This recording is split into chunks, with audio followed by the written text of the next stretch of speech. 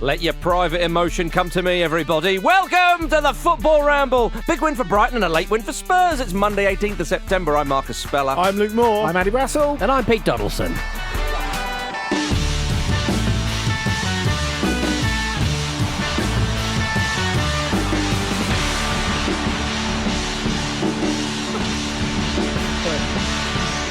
PT's on the pod. PT's on the pod. Everybody now. PT's on the pod. PT's on the pod. In the pod, on In the pod, on the pod, in and around the pod. In and around At the the pod. On the podcast, in a pod of shame. I'm against the pod. Good to have you back, Peter. Marcus, isn't thanks, it? lads. I was going to start that chant, by the way. Oh, good man. Okay. Yeah. It's lovely to have you back, Peter. It's all right. You've been missed. You've answered all the emails All the critics. and carrier pigeon messages that our listeners have sent in, demanding you come back. Yeah. And so here you are. Are you pleased to be back? I am pleased to be back. I very much enjoyed the shows while I was away.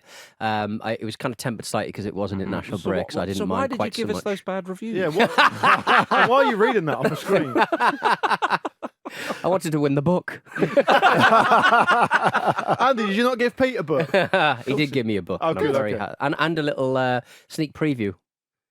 A little Of the preview, book? A preview pamphlet that I read in Japan. Little sample Little chapter. sample Yes. chapter. Yeah, I got that as well. Yeah. If anyone else erotic from, drawings in it. if, Weird. I was gonna say, if Well, anyone there are else- now. If anyone else from work sends you a pamphlet, you come talk to me. We'll discuss that. Okay. All right, everybody, let's get down to business. What was your highlight of the weekend, Andy Brassel? You know what? I'm going to go for the Eredivisie. Twente versus Ajax. Right. Ajax are absolutely terrible at the moment. But Get Ten they're- Hag back. Their new coach, yeah, that'll work.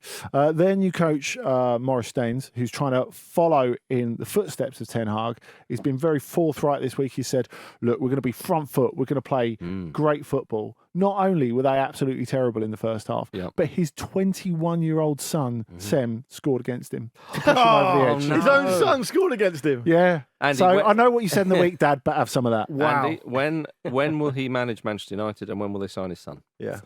Well, it's getting worse. So I'll give it I'm- January. I'm going to say 6 And get months. both more of them in. importantly, when will you finally acknowledge this is a Premier League show? I tried to turn it that way and he Yeah. didn't bother. No, he don't care. How did that go? How did that go? We're up against it. We've At got the moment- Andy and Pete on the show today. We're up against it. At the hang on. moment, I'm pulling a 4-day-old croissant out of one of those little drawers that you get in Amsterdam. That's what I'm doing. Andy, let's not talk about what you get up to in Amsterdam. What you pull out of your drawers? Peter. I very much enjoyed that Sheffield United supporter rolling around on the big flag Yes. Oh, that's good. above the tunnel. That's at, good. That's the correct at the Spurs answer. Stadium. It was But in the BBC, they never showed him. Finishing. No, Yeah. exactly. I think the exactly. lip of the flag would probably have kept him in, Right. but I just worry that it didn't keep him in, and he's very damaged. Or broken back to hospital. Oh, at least we won. Woken up. At least we won the game. At least we got the 3 points. That'll keep me warm. Yeah. In my 4-week hospital stay. Oh, dear. You know that time wasting you were doing? Yeah. He wakes up, Pep Guardiola's in the bed next to him. Oh, my goodness. Yeah. You lost 2-1. This is what went wrong at the end of the game. Oh, Gordon Bennett. That was lovely to see him having a little role there. Luke Moore. I'm going to go for the sheer amount of anger on display from Millwall fans during their 3-0 home defeat to Leeds, which I think could solve the energy crisis in this country. I think if you could kind of find some way to harness that. Yeah. You do like a bouncy at festivals. You have like bouncy floors, don't you? That help run the microphones. They should do that. And I saw a video of the Leeds players turning up and all the Millwall fans abusing them as they turned up. Then I saw a section of Millwall fans, obviously not all of them, but a section of Millwall fans just being so angry. And I was thinking to myself, looking at those fans, I was thinking, I don't know if this is the hobby for you, football. I think you are finding quite a lot to get upset about. Yeah, I know what you mean. But I mean, you can't say it's representative of all of the Den because it's that particular bit that's next to the away end. Well, they don't watch the game; they just watch the away fans. They put a big wall up there now, so they can't see as much of the away fans. Yeah, but it is. It's like a zoo. It's like a fucking zoo. Yeah. It's like a zoo when the alpha kind of lion can't see the other lions because he doesn't want to make them angry. Well, as Andy said, it is only just that section because they're all rather lovely in the other parts of the ground. They can be, Marcus. Yeah, I know. I just said. Yeah, My yeah. granddad was a Millwall fan. There we go. You know, God rest him. So. Some of your best friends are Was it- Millwall fans. There we are. Did you ever dress in full No, I never go down Ronald Reagan grey sweatpants and grey top, so he looks like a little toddler? Well, you highlighted a Millwall fan, didn't you? Who Had bouncing around. Yeah. What did you describe his trousers as? I call them wank pants. Yeah, I mean, they're basically they're- tracksuit bottoms that he uses to masturbate in. Right. Yeah. And he's probably not got up early enough to get changed before he's come to the game. I want you to go. Just gonna go. The focus is not going to be on me. We're playing Leeds. Yeah. And I stand in that bit where we just look at the away fans. Yeah.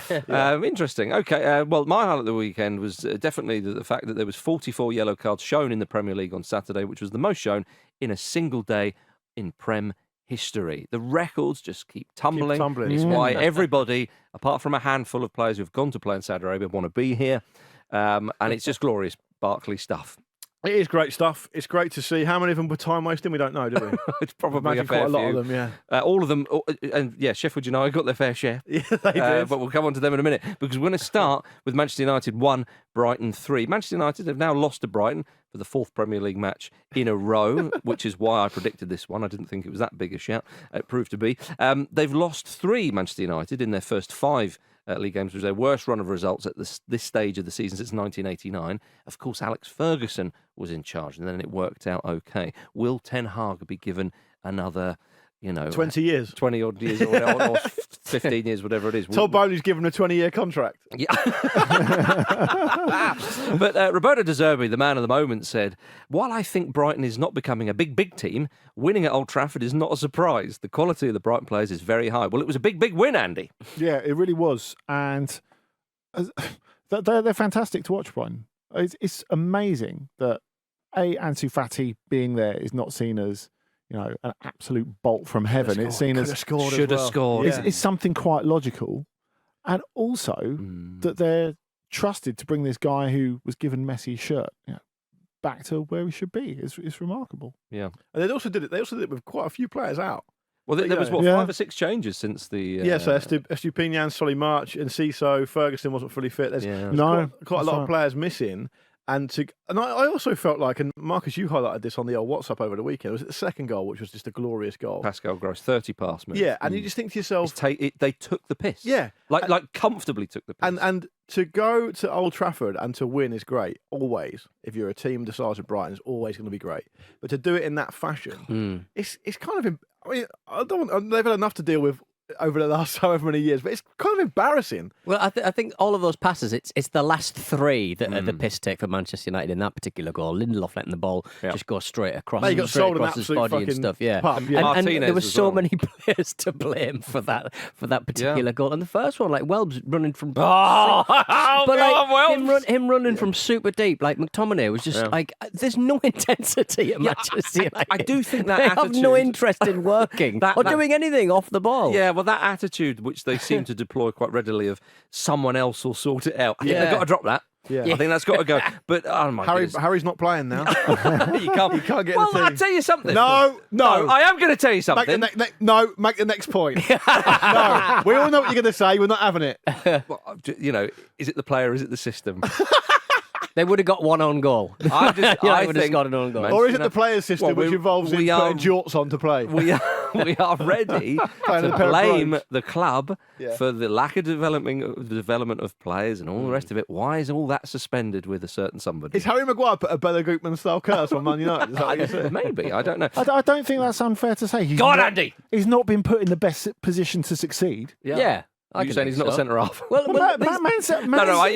Man City, you wanted him. He's not been put in the best. We can all time. agree he's not been put in the best situation to succeed genetically. But it is anyway to do with the club at the moment. Look at the way Brighton are getting lovely juicy chunks out of these really old, Premier League players. Seasoned. They're just getting so much juice out of it. And Man United are getting homeopathic levels of performance out of £70 million footballers. Well, that's the thing. If you want, you're absolutely right. If you want to, I think that was a footballer. If you want a moment to sum up the plight, it's like €80 million Bruno Fernandes, supposed to be their most creative player, finishing the game at centre back and just running after to try and get Pedro to stop scoring that last goal. I love De Zerbi and the way he obviously manages, but the way he conducts himself, because he's got that fire. And he can be a bit mad, but he's quite disciplined as well. And some of the quotes and so on, which obviously we gave one there. But I just wish he would turn around and say, obviously they say money talks in football. Not always. No, exactly. Not always, big boys. And he did say that. He said sometimes in football, the little teams can win and all this sort of stuff. And it's true. Again, the story of Brighton is quite remarkable, what they've done. I mean, obviously, their starting 11, many people have seen the stat, cost less than 20 million. Manchester United's cost over 300 million. But it shows you that, if you have players, it's the old cliche. They know what they're doing. The system's airtight. Da-di-da-di-da. They made 5 or 6 changes. Yeah, all those changes. That's it, isn't it? They come in, and I know Manchester United are having a bad start to the season, but to win in that fashion, it's not as if backs to the walls and they nicked a goal and that would have been a good win anyway. Brighton went there and bossed it. Brighton were playing like a Champions League side, which Manchester United are, by the way.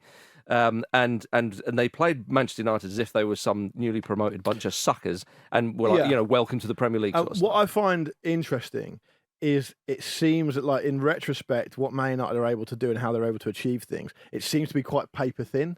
It seems to be, as soon as one thing goes wrong, the whole edifice starts to look very crumbly. Yeah. Because I was saying on Friday, we don't really know yet if Man United are going to sort themselves out because they won a trophy last season, they got into the Champions League places again. Ten Hag's built a platform, which I see it as. You never mention the League Cup; it's always a trophy. Okay, they won the League Cup. Yeah, I feel like it's a bit disrespectful. But we're all football experts in this room. We haven't got to go over it. I'm sitting opposite Andy Brassel here. I wouldn't patronise the man. You don't say, Man City, they won 3 trophies. They won a European trophy. We're all experts in this room, and more on the Betfair section later. but you don't think, Lou, that platform, Erik Ten Hag's kind of... you almost called him Derek Ten Hag. Derek Ten Hag. That's very, very fitting. At this point, he is Derek Ten Hag. Back in last season, Erik Ten Hag. He's built that platform. He's got himself the cup final win. But now he's kind of like known as this details person, But he's adjusting this and that. He looks a bit professorial. Yeah, a little bit eggheady. But it's just it's like adjusting the aircon while you're aquaplaning into a wall. It's just like I've got the details. Yeah, have you seen what's just happened? Also, he's getting sucked into all this madness, isn't he? And I think we talked about this, didn't we? Easily done. Ten Hag, Arteta, Guardiola, a load of different managers. They're all quite mad, and if it's going well, it's kind of fine. Now, when Erik Ten Hag says the stuff he says after the game about how he thought the booing of the team was a positive. Well, Rasmus Højlund. Yeah, that's right. It Højlund just sounds taken off. Well, he said every asked that it was positive. The reception for Højlund was great. It's like, no, they weren't. They were booing you, mate. Yeah. If they give this signal, then he will give him belief. Okay, I understand the point of it shows he was playing really well and they like him. Yeah, they're booing you making the decision taken off, you fool. All right, we talk about Rashford then?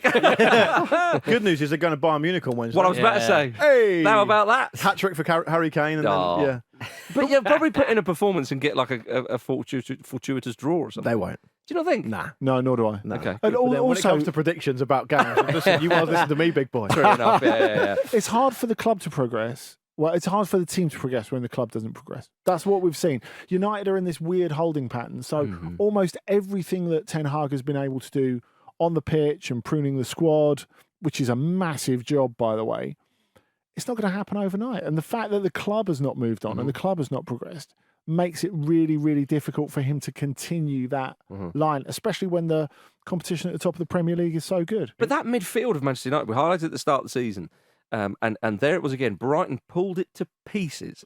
He went for a diamond in there because he was probably worried about it. They're so soft-centred. But like out wide, and you know how devastating Brighton are. I mean, Tarek Lamptey, how good was he? Yeah, amazing. He would accelerate. Who was struggling to get into the team at the back end of last season? Indeed, it was a couple of times where he would just put on the burners for just a moment, and then he had the freedom of the pitch. Like, it was remarkable. And then at times they tried to press, but the pressing didn't seem that coordinated. And Brighton just sort of knocked it back. Now, you've got to give great credit to Brighton. It's not easy. But again, it's just that was such a display of one side who totally are in sync, totally a cohesive unit that are following what the manager is saying and doing, and they've got their idea. To the other one, you think, we thought Manchester United were going somewhere last season. But the problem is the thinking always goes back to, I think, with the way that we as a culture look at football, we always think it's the coach or the manager, as we still call him. So there will have been, I'm sure, United fans looking at that thinking, if we had De Zerbi as coach, it would be all different, because look at what De Zerbi has done for Brighton. And he has done an amazing job for Brighton.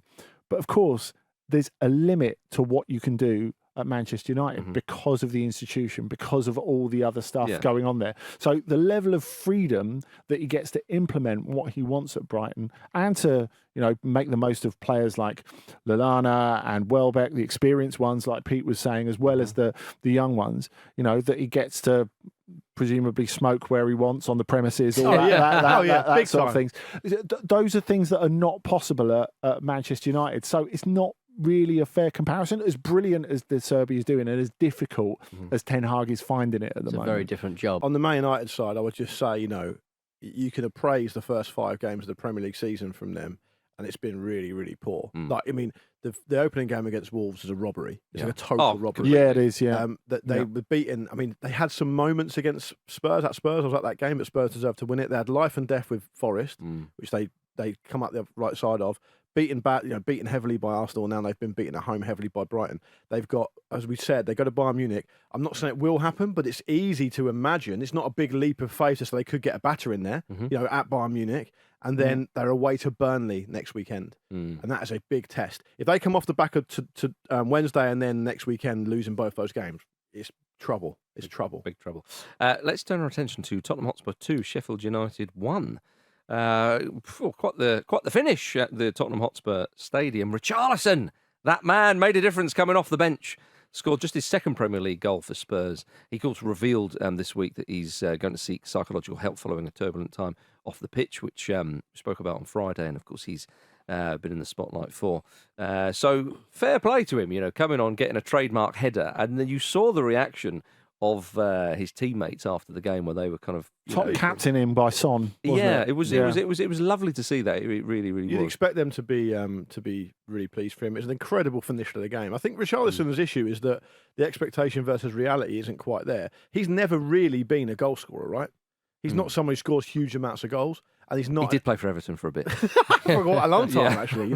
But the most amount of league goals he's ever scored in the season is 13. Yeah, but he could score goals in this team. That's what people say all the time, and that's the pressure. I don't think there's any doubt about that. But that's not necessarily what they need from him. But he's obviously they don't need to step it. And you look at his goal scoring record for Brazil, which is he's a starting striker for Brazil often, and was linked to Barcelona when he was at Everton. Now. That used to be a more that used to be a bigger statement or encouragement than it was. If you see what I mean. But like battering him with what happened or didn't happen last season is ludicrous and futile, because backing up Harry Kane is one of the most thankless tasks. It is, and also playing for Antonio how is he Conte. ever gonna prove he was worth 50 million backing up Harry Kane? Also playing for Antonio Conte at Spurs, Andy. I mean, we were talking about the difference between managers a moment ago with De Zerbi and Ten Hag. I mean, Spurs from Antonio Conte to Ange Postecoglou. Well, I mean, Conte needs to get that job at Juve pretty quickly, because his stock is declining as Spurs get better and better. Every single time the Spurs pick up a win. The amount of players that Conte had at his disposal. I know, obviously, Destiny, he wanted to play, but obviously went out on loan and stuff. But like Basuma and stuff, it's just playing like. It is funny. It's Italian Harry Redknapp. Look at this shit that the previous managers left me. Yeah, and you've got to love the fact that Conte, there's room in top level football for a man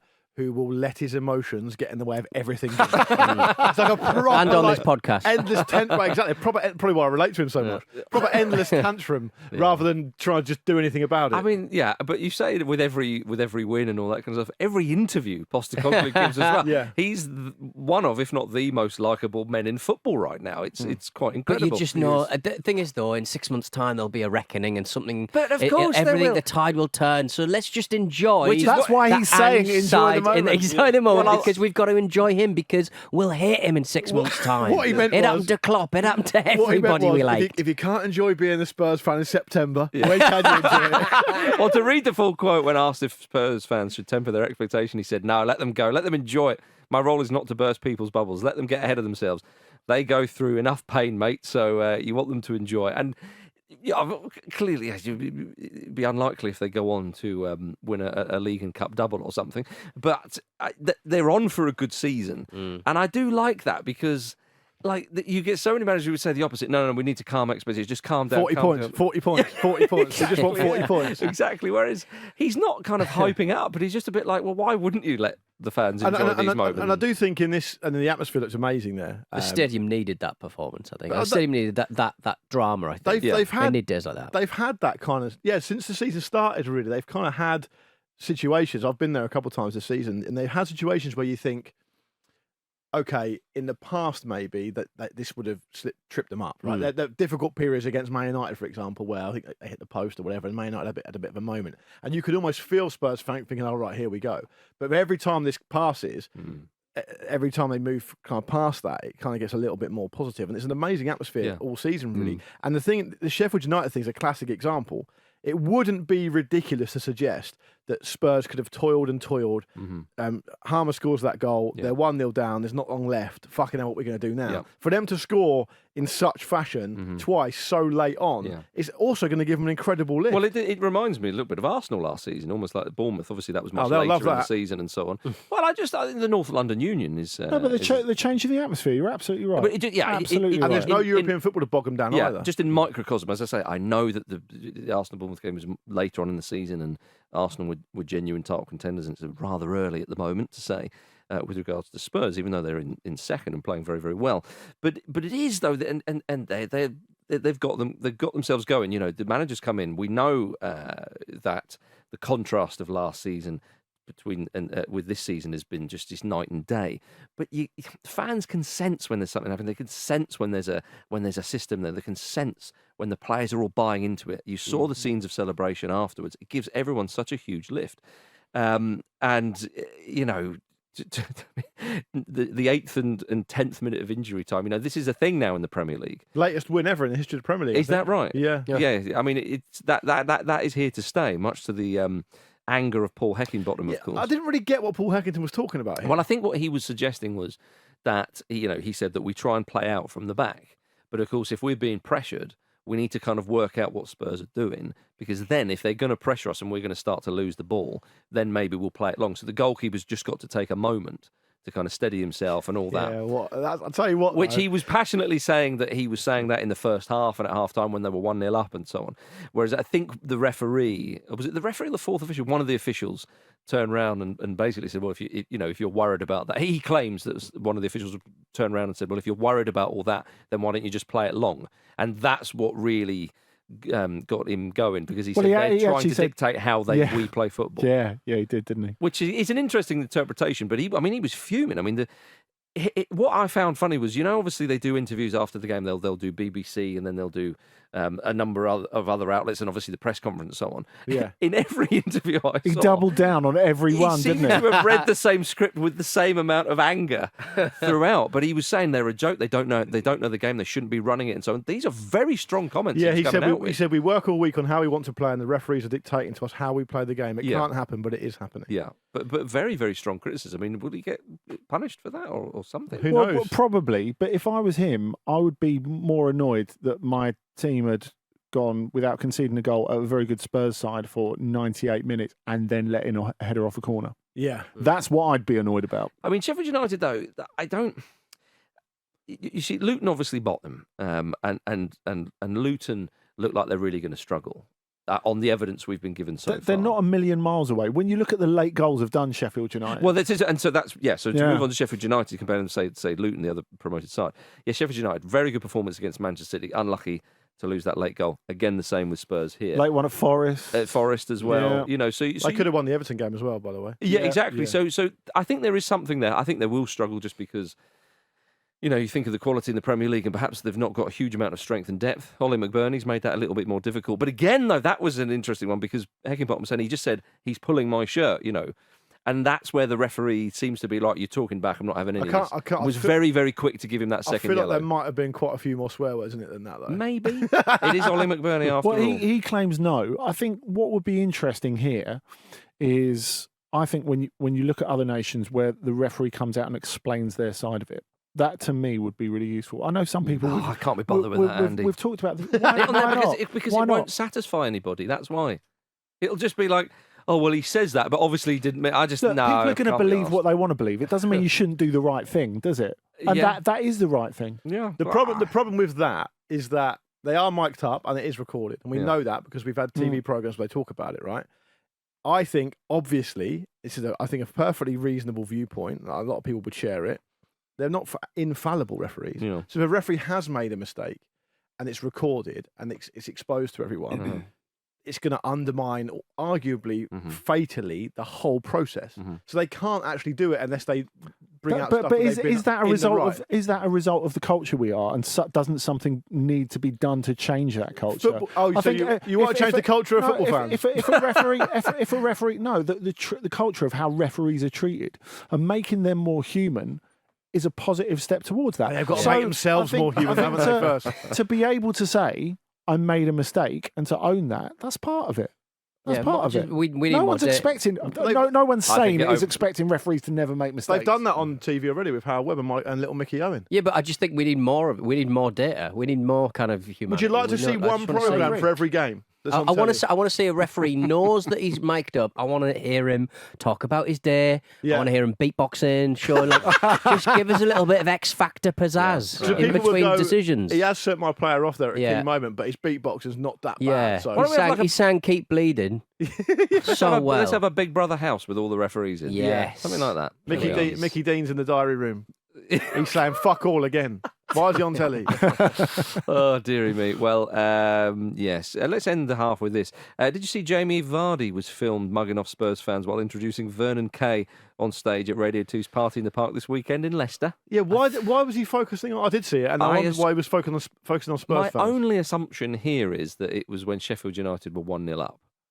Oh, that makes sense. I don't know what time it was, so that's the only thing... Do you not think that like Jamie Vardy would attend any party in the park, though? Do you think if someone said there's a party in the park, is it what, Radio 1, Radio 2? No, there's just a party in the park. Just Jamie Vardy is in the park. Yes, exactly. He is built the party. The stage around him and all that. Yeah. Yeah, I know what you mean. I mean, it is just that one little baby step towards Club Rep Ibiza. Yeah, he's gone back, reverting to form. Yeah. I'll tell you what, though, he had a lovely time on Friday night, didn't he? As predicted by me. He's still celebrating on Friday night. I'll tell you what, I said on Friday, 9-0.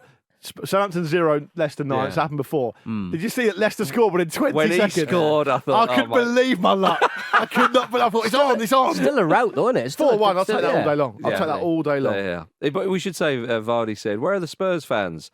Still got no bottle. And then he introduced Vernon Kay. Well, they do have bottle. Unlike me. Is Kay a Spurs fan? No. He's from Manchester, he's just being a knob. Yeah. Right. Could have been Vardy's lookalike. The cameras from a distance. I bet he's getting a lot of work these days. You'd hope so. Yeah. All right, everybody, let's have a quick break. Has he made the save? You know, I don't feel we've worked Oldham's goalkeeper anywhere near enough, but it looked like it was Peterson now to a 1-0 win. Welcome back to the Football Ramble, everybody. That was Paul Cook, currently Chesterfield manager, of course, formerly of Portsmouth. Yeah, that's not even the best Paul Cook voice clip. Yeah. Do you remember the one where he did it 3 times in one go? He had 3 different voices in one interview. It's absolutely insane. The Bohemian Rhapsody of post-match press really conferences. Well, we thank Jake for choosing today's clip. You can choose the clip for next Monday's show. Just sign up for the Football Ramble Patreon using the link in the show description. Right, after 46 matches in the Premier League this season, the joint longest run at the start of a Premier League season without a 0-0 came to an end yesterday, and we have Bournemouth and Chelsea to thank for that. It was 0-0, of course. Chelsea have won just one of their first 5 games this season. That's their worst start to a Premier League season since 1995. They were booed off the pitch by their own fans. Get off the pitch! Pochettino, Ben Chilwell made the mistake by going over to clap the fans. He got booed. He was only a sub as well. Mauricio Pochettino responded by telling fans they currently have too many players injured. Which is why... One word too long in that sentence. Which is why they couldn't get past Bournemouth, of course. Damning result and performance from Chelsea, Andy Brassel, would you say? Yes, but it's been a fairly damning season, I suppose. Andy thinks so far. Poch is gone by what, like November or something? December, I think. December, okay, right. Yeah. I think, do you know what? It looks a better shout every week. The thing is, it's not to do with his capability. No, of course not. Or anything like that. It's just that really he needs time, and this is the last club on the planet where he's going to get it. Well, I mean, but he's an interesting coach anyway. How much time do you think he needs? Do you think like a full season? At least. Oh, yeah, but you're not going to get that. But that's it. You're not going to get it at Chelsea. But Any manager would need that with the players what's coming in. Yeah. Exactly. And I think also they have got a lot of injuries, and I think that's fair to say. I think it's only Manchester United who've got more injuries than them. I think they've got 9 officially. Man United have got 10. Like, of course, some of those injuries are key players, but not all of them. Well, they've got enough to get past Bournemouth. No disrespect, Bournemouth have got some decent players, but they're not Chelsea. When your manager's coming out and saying, one thing I'm disappointed with, that the fullbacks try to go forward too much and create confusion to the offensive players. Why are so many of your players confused? Who's playing fullback again? I can't remember. But it could have gone either way this game, couldn't it? I mean, Chelsea had chances, Bournemouth had chances Well, look, as well. Chelsea, I mean, the thing is, if you're just looking at this game as a sample size, you could quite easily say, well, if Jackson scores one of those chances or whatever, they get a bit of confidence, they're 1-0 up and it changes the game. But we're not saying that. We're looking at the first 5 games of the season. Which and also, that's been their whole problem, putting it in the back of the net for the entire season. Yeah, really, yeah, of course. Throw some more defensive midfielders, eh? Yeah. I did think, we saw Romelu Lukaku score for Roma on the weekend. I mean, I think it was the 6th and a 7-0 victory. And I just thought to myself, when are people going to start saying, get him back at the club? Obviously, he's not really the right forward for that system, you would think. But it does seem to be their front line is just not firing, and it seems to be all over the place. And they do look confused. I don't know what the solution is here. New manager, Luke, do you think get someone else in? Yeah. It's very hard for me to say, and I've said it in the past, and I read Swiss Ramble's take on how it's all going work financially and all the rest of it.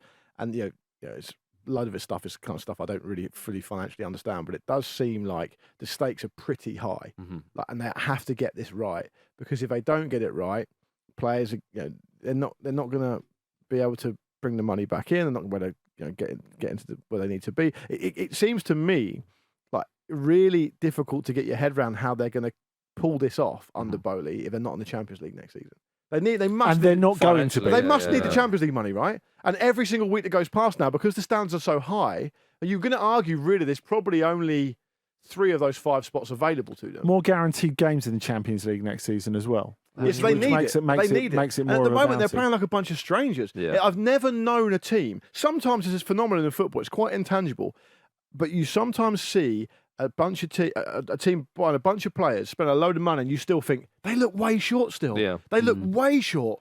And this is one of those situations, I think. The counterpoint to what you're saying, though, is when we've seen Chelsea miss the Champions League in the past, when they've had the odd fallow season back when they were winning stuff, is that if you look at the balance sheet, it doesn't make a massive difference because they've become so good over the last 10 years at player trading, and especially their academy, which is a way of generating funds with players who are never going to get in teams. So something that City have done very, very well, actually, over the years as well.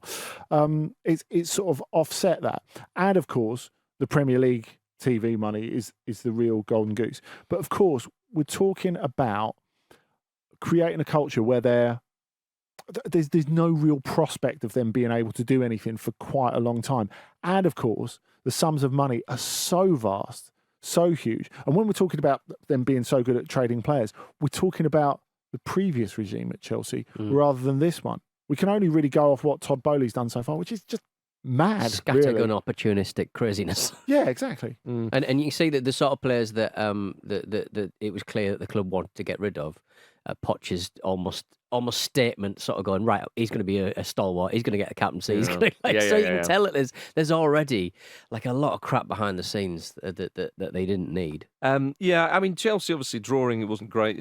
Brentford lost, QPR lost to Sunderland in the Championship. Not a great weekend for So who are West the London. kings of West London then? Well, you'd have to say Fulham. Yeah. You would have to say Fulham. They beat Luton 1-0, of course. They Fulham are in the top half of the Premier League. They're 9th. They're just a point. That's their home now, really, isn't it? You'd say so. You would say so. Very, very comfortable there. Yeah, aren't they? Someone insisted to me yesterday, Marcus, that Chelsea should have bought Mitro. That would have been their silver bullet. No, he would never have done that. Never done that. He's And what an argument that is, by the way. I mean, he wouldn't have done that, Andy, because he's too honourable to Fulham. Principled man. Very principled man. Yeah. Now, a lot of people have sent me this quote from Mitrovic, who was speaking, the other day, wasn't he? Yeah. From his palace in Saudi Arabia. Do you want me to read the quote for you? If you want. Yeah, Aleksandar Mitrovic said over the weekend, "I have no nostalgia for England. I played many years there. I'm happy to have finally arrived at a top club. Al Hilal is a bit like Real Madrid in Europe. I'm very happy here, and I want to do great things here and win titles." Yeah, what's wrong with that? No, I'm not saying there is anything wrong with You it. have no nostalgia for England. Yeah. The country, well, that's fair enough. If he's not, too fussed about Fair enough for you, that, is it? Well, given your position. I've got nostalgia for Putney Bridge is the bit that's been edited out. Exactly, Andy. Look, That shop that sells the cans of Funky Fanta. Yeah. he's obviously never been there. Look, people say, he doesn't mean that. He feels like Fulham is a stepping stone to Al Hilal. No, he doesn't. He doesn't mean that. And when he kind of finally realises the error of his ways, he'll come back. There's nothing in his character to suggest that he meant to be offensive to Fulham there. Exactly. Yeah. Really, he's been offensive to himself because he's just saying, I had no chance of playing for a top club in England. Yeah. That's basically true, what he's saying. And Al Indeed, Hilal Andy. have got great history and won loads of trophies before they and the rest of Saudi went nuts and bought all these players. They've won about 60 titles, apparently. That all makes sense in the end, people. So you'd be happy for some more of Fulham's players to go there, presumably? It depends which ones. I'm happy for him, and as I say, the door is always open to me. Do you know what this sounds like? Go on. This sounds like when you go to the pub with your mate the week after his girlfriend's left him. Yes. Well, do you know what I was thinking about, actually? And I spent a lot of time thinking about it. I didn't actually love her anyway. And it's actually the best thing that's ever happened to me. Yeah. And yes, I'm living in my car. And that's not a dig at you, Pete. But it's fine. I'm much happier. Living in your car? Yeah. Is your car 9th in the Premier League? Right, okay. Pizza stinks of piss. Yeah. It does, yeah. For many different reasons. But that's to keep away the other Pete's, isn't it? It's to keep away the other piss. It's like foxes. Mark my territory. Yeah, you don't piss all over it, but you get beset with foxes. Anyway, enough of this pissy banter. Let's move on to Aston Villa 3, Crystal Palace 1. Wow, what a late comeback that was for the villains. Goal of the season so far? Duran. Yeah, big time. Lovely goal. Yeah. Lovely goal. Nearly my moment of the weekend, that, actually. Hungry like the wolf for a goal. But not hungry like the Wolves. They can't score. I'm just going to open up Spotify and try and get some more puns in. You There carry you go. on. All right, fair enough. It was a beauty, absolute beauty, and that started the late comeback. And again, we saw a 98th minute equaliser. Save a prayer for that keeper, eh? Yeah. I thought that was excellent. Yeah, You can't see that goal being scored in an ordinary world, can you? better. Even Thanks. worse. What a great song. He says worse. No, go on, Peter. You have a go. Girls on Film. Right. Shame we didn't. That's the name of the fucking song. I was going to say it's a shame we didn't have Rio marking him. There we go. That's good. That's good stuff. Very good stuff. A view to killing off the tie. Yes. Now we're cooking. And that's all the Duran famous songs done. So Yeah. let's carry They on. did cover Lou Reed's Perfect Day once, and it was atrocious. Oh. Perfect day for John Duran. Do you remember that covers album that they did where they did a cover of 911 as a joke? Yes, That's I remember that. extraordinary. Yeah, that was interesting. Yeah, it's very strange. In a way. Strange. Sadly, Big Roy missed the game, He didn't he? did, yeah. He was ill.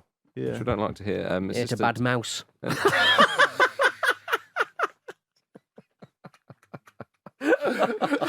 Oh, that's good. Don't tell me he's got bird flu. Oh, no. Don't tell me that. Do not tell me that. So assistant manager Paddy McCarthy was in the dugout. He was Palace. fuming as well. When he said it left a bitter taste in the mouth. What's Much a like bad Roy's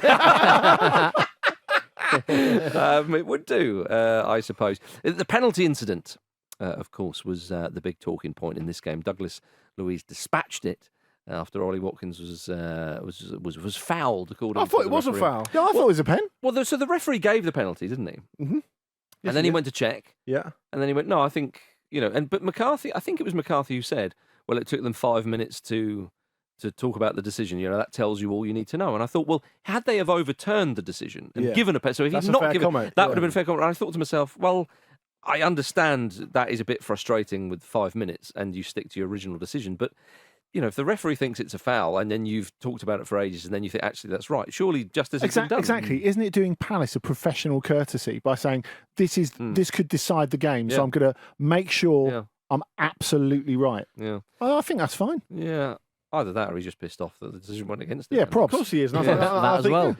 I think you guys were talking on Friday about how the fact he's been groomed to be a successor for Roy. Yeah. And I think it doesn't take a huge amount of psychological knowledge to understand that the one game that Roy can't make and Paddy's left in charge, he wants to be thinking, okay, I don't want to let anyone down, and he's been, understandably upset with the late show that's happened, because obviously Palace were ahead for a massive part of that game. They were ahead with 3 or 4 minutes left. But we've all got to start somewhere. I mean, you think of Arteta on the touchline in the Champions League, Man City against Leon. Leon won at the Etihad. Yeah. And he got there in the end, Arteta, didn't he? By the way, Arteta saying about the goalkeeping situation at Arsenal, when people are saying, he disrespected Aaron and all this stuff, and then his response was, well, I look at the goalkeeping position like any other position.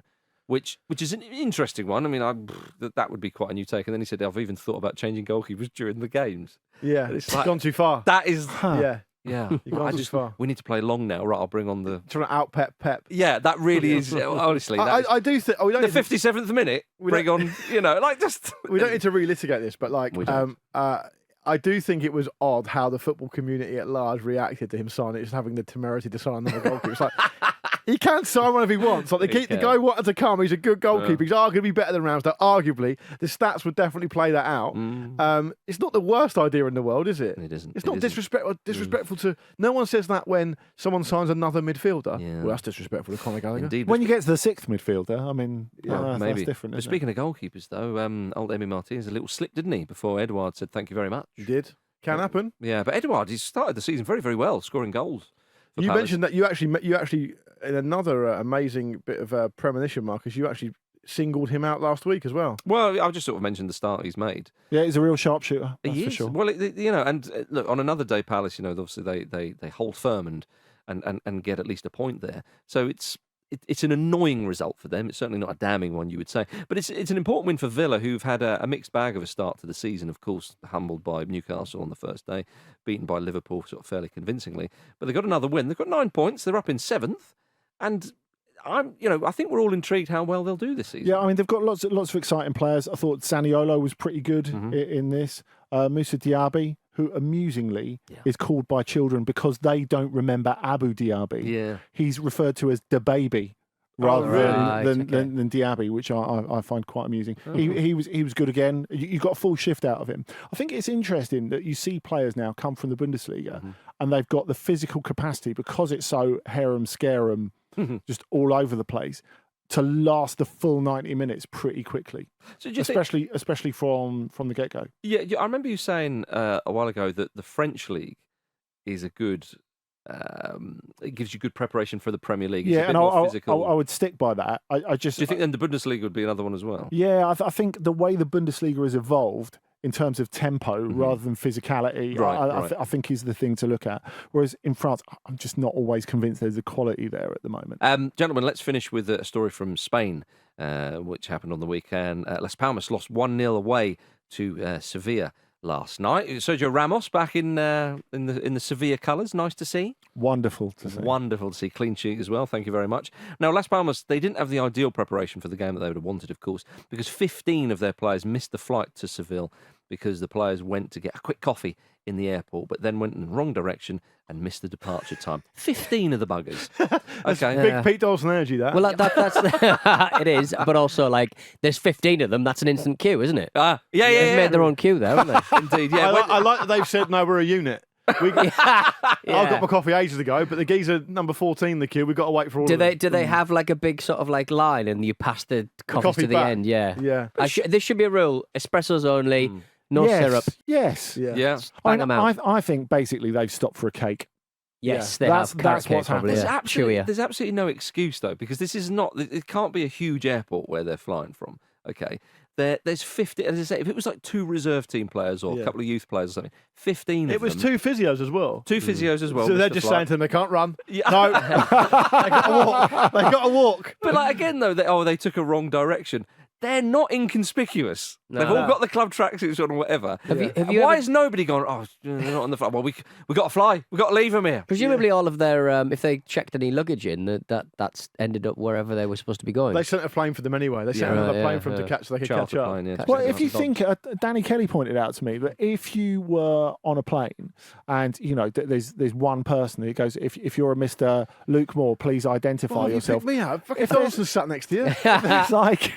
if there's 15 people missing, I think going to say something on the plane. Unless they weren't checked in, maybe. They're in the air and the coach is going, oh yeah, They must have not Kevin been checked in. and John and Jose and Pedro. Yeah. It's a ridiculous situation. And it's rude, Luke, because I've never got through security and then missed a flight. Although I did That's one very time. specific. Yeah, that is a bit specific. we did rather boozily sort of pitch up at a pub and then sort of in I think it was Luton Airport, ran down to our gates. The people let us down the little kind of air passage. I don't know what you call it. You know, that little thing. Run down the end. Let's go with air passage. Let's go with air passage.